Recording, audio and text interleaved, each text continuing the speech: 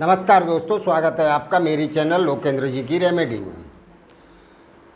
आशा करता हूँ आप स्वस्थ होंगे। दोस्तों, आज की वीडियो का विषय रहेगा एक ऐसा विषय जो अक्सर देखा जाता है कि लोगों के पास बहुत सारी संपत्ति होती है, बहुत सारे पैसे होते हैं, लेकिन कई बार आपने देखा होगा कि वहाँ ऐश्वर्य और वैभव और प्रतिभा, ये तीनों चीज़ें नहीं होती हैं। पैसे बहुत होते हैं, तो ये सब चीज़ें प्राप्त करने के लिए ये उपाय आज मैं आपको इस वीडियो में बताऊंगा कि पैसे के साथ साथ ऐश्वर्य होना चाहिए, वैभव, प्रतिभा, एक ख्याति होनी चाहिए। तो ये वीडियो का विषय आज का यही रहेगा। कई बार आपने सुना होगा, कहा गया है कि कुछ पाने के लिए कुछ खोना पड़ता है। मतलब हमें कुछ प्राप्त करना होता है तो उसके बदले में हमें कुछ देना पड़ता है, भोग देना पड़ता है। तो ये परफेक्ट सच है, बिना दिए कुछ मिलता नहीं है। फिर चाहे हमें कुछ प्राप्त करने के लिए पूजा पाठ करना पड़ता है, तपस्या करनी पड़ती है, कोई अनुष्ठान करना पड़ता है, तो ये सब का फल जब आता है तब हमें पता चलता है कि ये बहुत अच्छी चीज़ है। दोस्तों, ये कुछ पाने के लिए कुछ खोना पड़ता है वाली बात इस वीडियो में मैं एक महामंत्र लेके आया हूँ जो श्री रामचरितमानस में से लिया गया है। गोस्वामी तुलसीदास रचित ये महाकाव्य अपने आप में धर्म ग्रंथ के रूप में काफ़ी ख्याति प्राप्त किया हुआ है। दोस्तों, ऐश्वर्य का होना एक बहुत बड़ी चीज़ मानी जाती है। कहा गया है कि वो तो राजा जैसी जिंदगी जीता है। मतलब राजा के पास धन, वैभव, ऐश्वर्य, प्रतिभा, ख्याति, हर चीज़ होती है, तब जाके वो एक राजा कहलाता है। पर आप इसमें थोड़ा सा डीप में जाके ये भी देखिए कि इतनी सारी चीज़ें उसके पास कब और कैसे होती हैं। तो वो ऐसा क्या करता है जो उसके पास ये सब चीज़ें होती हैं। अगर आप वो करोगे तो आपके पास भी ये सब होगा।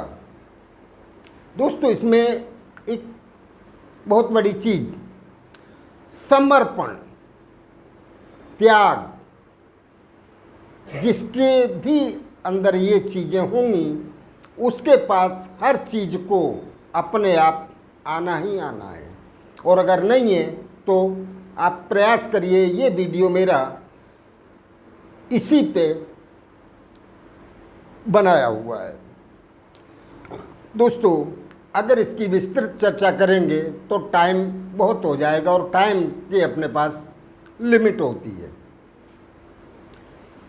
इस ग्रंथ से मैंने एक चौपाई लिया है जो अपने आप में महामंत्र है और सिद्ध मंत्र है। उसको करने से ये सारी चीज़ें उस व्यक्ति के पास अनायास ही आ जाएंगी, ये मेरा दावा है। तो दोस्तों, अब आप आगे जाते हैं, इसकी विधि कैसे करनी है। विधि दोस्तों, ये आपको चौपाई लेनी है। नाथ सकल संपदा तुम्हारी, मैं सेवक समेत सुत नारी। दोस्तों, इस चौपाई का अर्थ होता है कि हे भगवान, हे प्रभु, हे प्रकृति, मेरे पास जो भी कुछ है वो सब आपका दिया हुआ है। मैं तो सिर्फ इसकी सेवा कर रहा हूँ, मतलब मैं इसको सिर्फ संभाल रहा हूँ। और ये संपत्ति दोस्तों, ये आप सभी जानते हैं कि किसी के साथ नहीं जाती है। व्यक्ति जब तक इस दुनिया में जीता है और रहता है तब तक इसका उपयोग करता है। मरने के बाद ये सब कुछ यहीं रह जाता है और व्यक्ति इवन उसका शरीर भी उसके साथ नहीं जाता। तो दोस्तों ये सच्चाई है। ये सारी संपत्ति तभी तक है जब तक आप इस दुनिया में हैं। तो अपने अंदर भाव ऐसा रखिए कि हमारे पास जो कुछ भी है सब कुदरत का दिया हुआ है, मेरा इसमें कुछ नहीं है, मैं तो सिर्फ सेवा करने के लिए यहाँ हूँ, या कुदरत की हमारे ऊपर बहुत बड़ी मेहरबानी है कि मुझे इसके लिए चुना कुदरत ने, ये सब जवाबदारी मुझे सौंपी। कई बार आपने सुना होगा हमारे प्रधानमंत्री मोदी जी कहते हैं मैं प्रधान सेवक।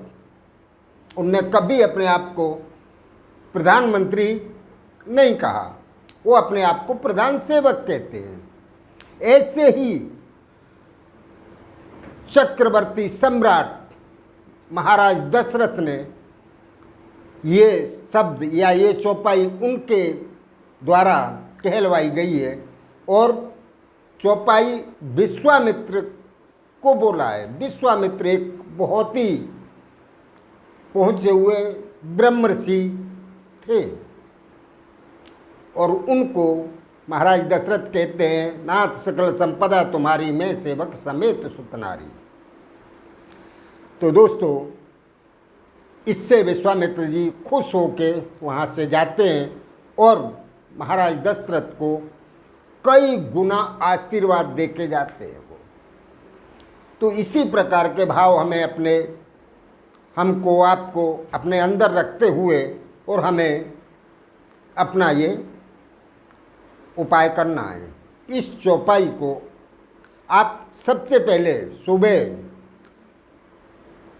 स्नान आदि करके निवृत्त होके स्वच्छ कपड़े पहने और अपने पूजा स्थान में आपको जाना है। पूजा स्थान में जाके आपको घी का एक दीपक जला देना है, 2 अगरबत्ती लगा देनी है और सफ़ेद कलर की अगर मिठाई हो सके तो प्रसाद रूप में आप वहाँ रखें और आपको आसनी पे बैठ जाना है। आपको ये चौपाई मैंने बताई है, ये महामंत्र है और सिद्ध मंत्र है। आपको तुलसी की या चंदन की 2 में से कोई भी एक माला लेनी है और आपको इस मंत्र का 108 जाप करना है। मतलब 108 मतलब एक माला। और जब एक माला पूरी हो जाए तो आपको माला उसकी जगह रख देना है और भगवान से प्रार्थना करनी है हाथ जोड़ के, हे प्रभु आपकी जो भी इच्छा है बस आपको प्रार्थना करनी है। ये उपाय करते टाइम मैंने पहले भी आपको कहा है कि आपके अंदर समर्पण भाव होना चाहिए। समर्पण भाव का मतलब है कि हे प्रभु ये मेरे पास जो भी कुछ है उसमें मेरा कुछ नहीं है, ये सब आपका है या आपका दिया हुआ है, मैं तो सिर्फ इसकी सेवा या देख रेख कर रहा हूँ। बस दोस्तों समझ लीजिए कुदरत आपके ऊपर प्रसन्न हो जाएगी और आपको मनचाहा वरदान प्रदान करेगी। आपकी जो भी इच्छा है वो पूरी हो जाएगी। समाज में आपका मान सम्मान ऐश्वर्य वैभव प्रतिभा ये सारी चीज़ें ख्यातनाम हो जाएंगी। तो दोस्तों ये उपाय करने लायक है, करते रहिए। अगर मेरी वीडियो आपको अच्छी लगे तो लाइक सब्सक्राइब ज़रूर करना और बेल बटन दबाना नहीं भूलना है। और ऐसा इसमें अगर कुछ है जो आपकी समझ में नहीं आता है तो पूछें अवश्य।